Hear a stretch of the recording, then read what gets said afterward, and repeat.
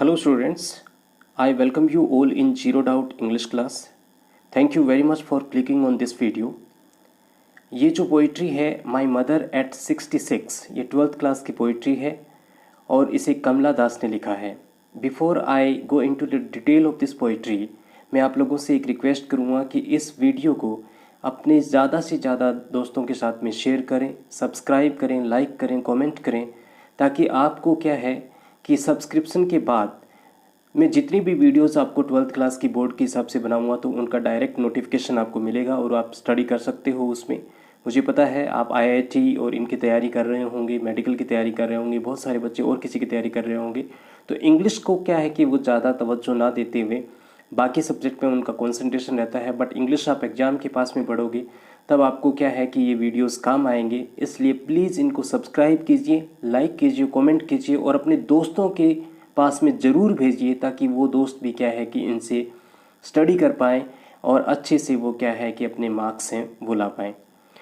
तो पहले मैं आपको ये बता देता हूँ कि मैं पहले आपको पोइट के बारे में बता देता हूँ कि कमला दास हैं वो एक इंडियन पोइट हैं जिनका केरला में जन्म हुआ था. वो काफ़ी इंडिया की रिकग्नाइज्ड पोइट में मानी जाती हैं. उनका एक जो पेन नेम है वो माधवी कुट्टी, उसके अंडर में उन्होंने बहुत सारे नॉवेल्स लिखे हैं, बहुत सारी स्टोरीज़ लिखी हैं और बहुत सारी पोइट्री भी लिखी हैं. Some of her works in English include the novel Alphabet of Lust, a collection of short stories Padmavati and Harlot and other stories, in addition to 5 books of poetry.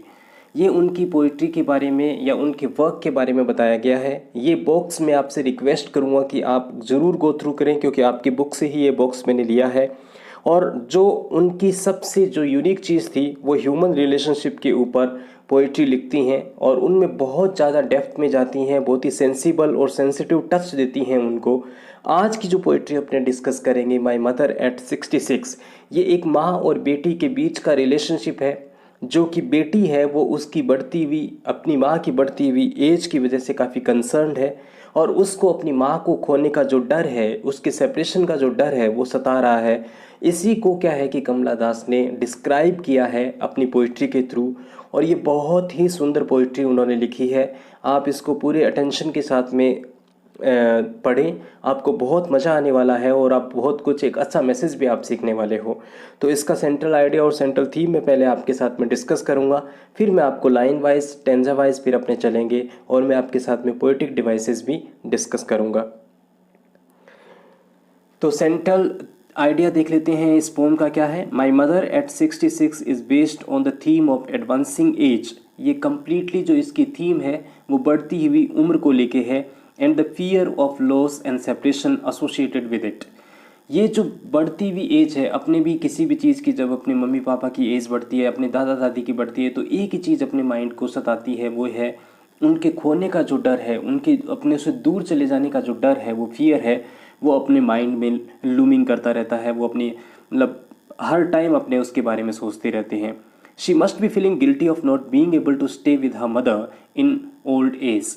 अब जो नरेटर है या जो poet है उसको सबसे बड़ा जो दुख है वो इस बात का है कि वो अपनी मदर के साथ ओल्ड एज में उनके साथ नहीं रह पा रही हैं और उनके साथ टाइम स्पेंड नहीं कर पा रही हैं. ये जो दुख है उनको बहुत ज़्यादा क्या है कि ये डिस्टर्ब कर रहा है और इसी के रिगार्डिंग में उन्होंने ये पोइट्री लिखी है.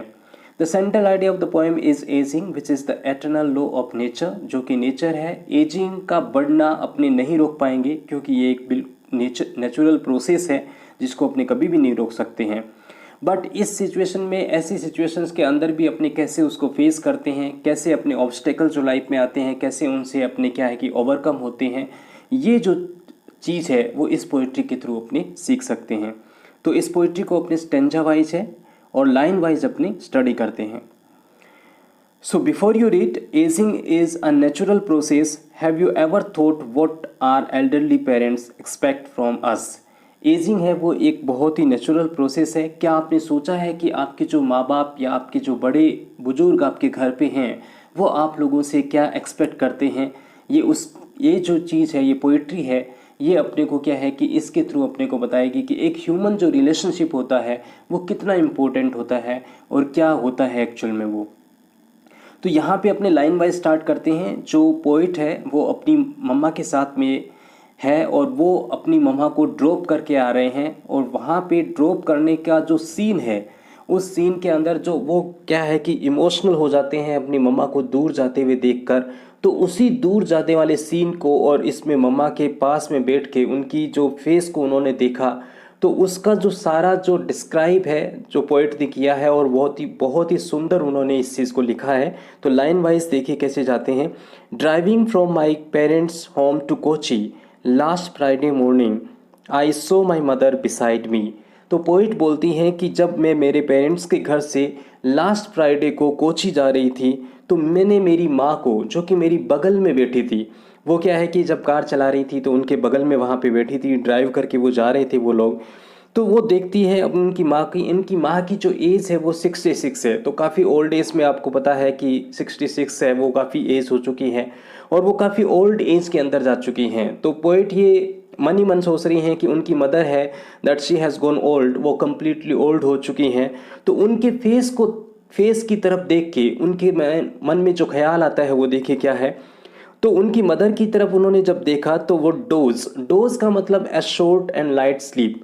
उनकी मम्मा है वो सो रही थी, एक झपकी कहते हैं वो ले रही थी। Open mouth her face ation like that a corpse and realised with pain.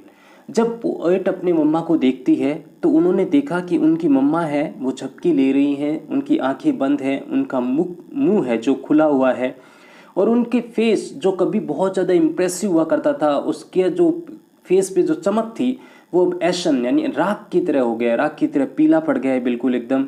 और एक कोप्स का मतलब होता है डेड बॉडी। एक डेड बॉडी का जो उसकी डेड बॉडी होती है उसके फेस की चमक चली जाती है। सेम वैसा ही क्या है कि उसकी मदर के साथ में हो रहा है। उसकी मदर का जो फेस बहुत इम्प्रेसिव हुआ करता था, बहुत ब्यूटीफुल हुआ करता था, धीरे धीरे क्या है कि उसकी जो ब्यूटी है वो फेड हो गई है, और अब वो क्या है कि एक डेड बॉडी की तरह दिखाई देने लग गया है। And realised with pain. और जब ये सारे के सारे थॉट पोएट के मन में आते हैं तो वो क्या है कि बहुत ज़्यादा दुखी हो जाती है, और वो उस दुख के साथ में इस चीज़ को सोचती है कि जो अब क्या है कि उसको दुख किस चीज़ का हो रहा है। उसको दुख ये हो रहा है कि वो कभी भी उसकी अपनी मदर को खो सकती है। उसका जो सेपरेशन है, एक देखिए सेपरेशन का सीन वैसे भी है क्योंकि वो सी ऑफ करने जा रही है अपनी मदर को। तो जब अपनी मदर को दूर कर रही है अपने आप से, तो उनको एक सेंस ऐसा भी आता है फियर का कि कहीं उनकी माँ है वो उनसे सदा के लिए दूर ना हो जाए। That she was as old as she looked, but soon put that thought away and looked out at young trees sprinting. अब यहाँ पे देखिए, जैसे ही पोइट है वो उनकी तरफ देखती है कि वो बहुत बूढ़ी हो चुकी है, ये जो थॉट है वो पोइट को बहुत ज़्यादा डिस्टर्ब कर रहा है। और अब क्या है कि जो पोइट है वो क्या है कि इस थॉट को दूर करना चाह रही है। She wants to put this thought away, और इसको दूर करने के लिए वो विंडो से बाहर देखती है। लुक्ड आउट यानी विंडो से, खिड़की से बाहर देखती है वो eight young tree sprinting.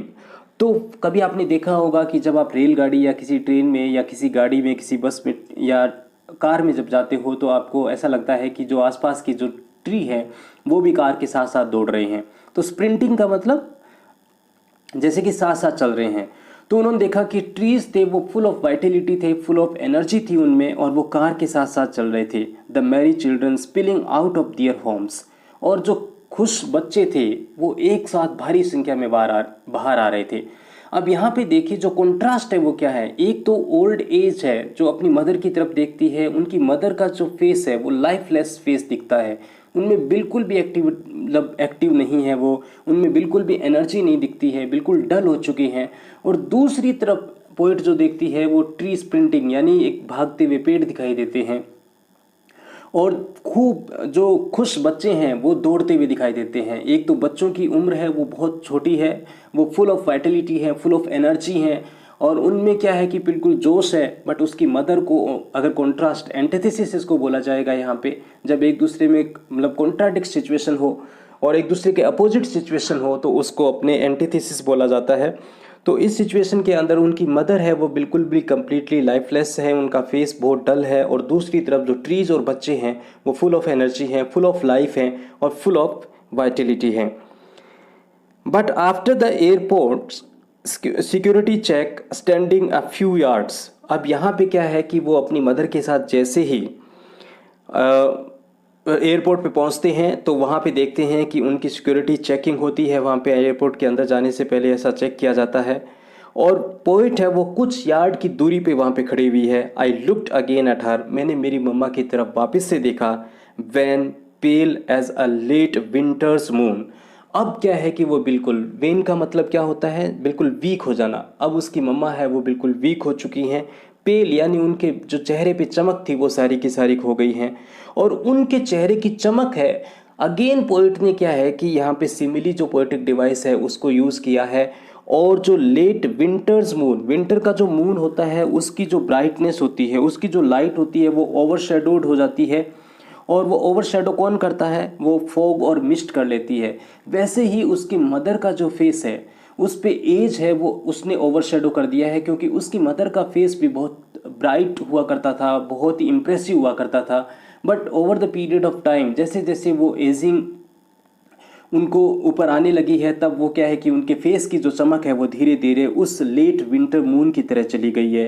And felt that old familiar ache my childhood fear, but I all I said see you soon Amma, all I did was smile and smile and smile.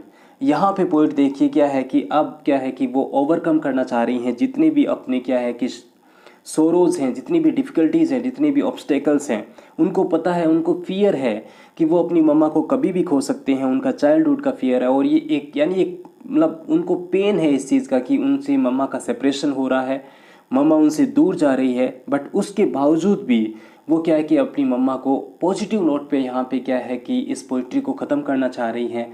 और वो बोलती हैं अपनी मम्मा को कि सी यू सून मम्मा, जल्दी ही मिलते हैं। और जानबूझ के वो एम्फेसाइज कर रही है, इसलिए यहाँ पे स्माइल वर्ड को जानबूझ के रिपीट किया गया है।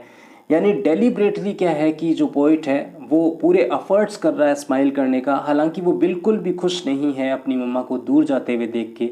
बट क्या है कि वो चाहती है कि उसकी स्माइल से उसकी मम्मा भी खुश रहे। तो उसने क्या है कि लास्ट में जाते टाइम जो किया, all I did was smile and smile and smile, ये रिपीटिशन यूज़ किया गया है। तो पोइट खुद बोल रही हैं कि मैंने जानबूझ के पूरे एफर्ट्स लगा के खुश रहने की कोशिश की और उनको खुशी खुशी विदा किया है। तो ये क्या है कि एक जो ह्यूमन रिलेशनशिप है, अपनी बेटी और माँ के बीच का रिलेशनशिप है, वो कमला दास ने बहुत ही अच्छे से डिपिक्ट किया है। इस पोइट्री से अपने को पता चलता है कि एजिंग एक नेचुरल प्रोसेस है जो कि होना ही होना है।